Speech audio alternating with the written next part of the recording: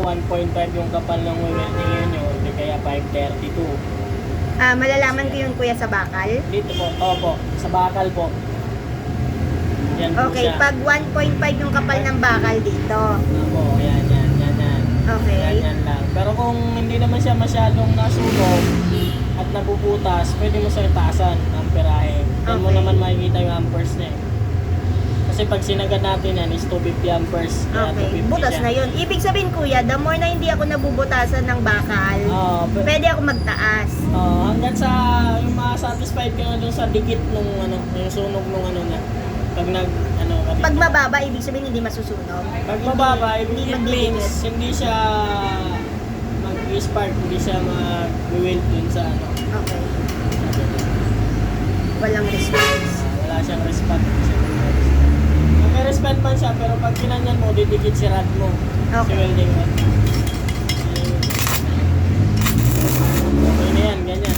Okay.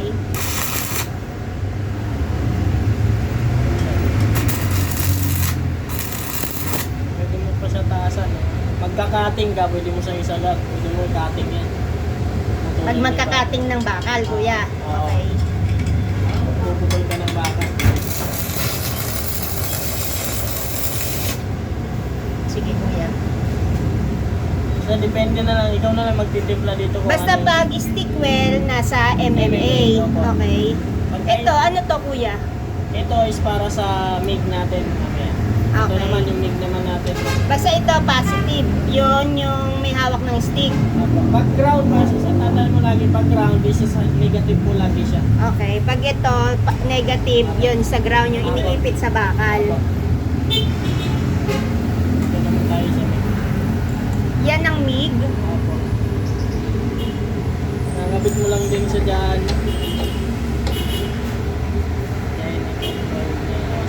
Pero pag mag-MIG ka, hindi mo rin tatanggalin to. Okay. Kailangan kasama pa rin siya. Lagi nakakabit pa din para lagi- merong ground. Opo.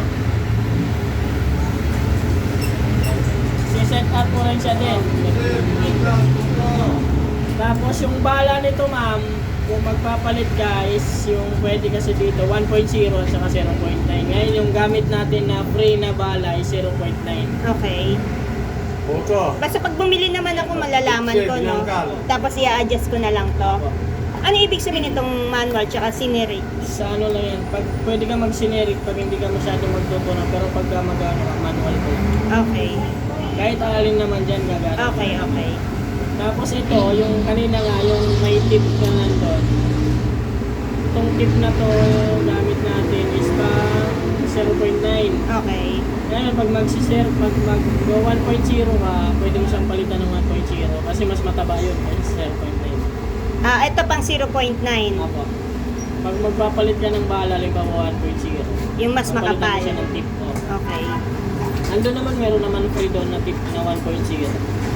Ay, hindi pala yan, kuya, yung lumalabas yung ganyan. Ito po, lalabas Ayan po din. yan dito. Okay. Nasalpak po natin ito dito.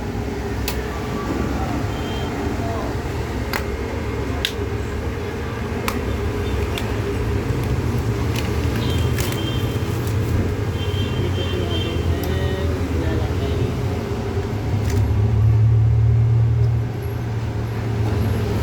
Push lang. Apo. Push lang. Madali lang naman ako. Chip!